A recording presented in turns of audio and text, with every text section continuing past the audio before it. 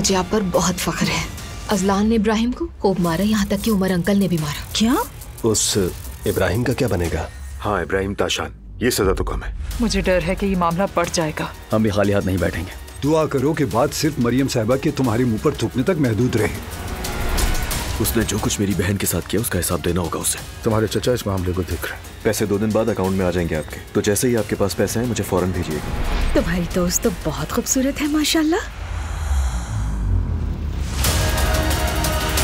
तुम्हारे बगैर अब जीने का सोच भी नहीं सकता। क्या तुम मुझसे शादी करोगी?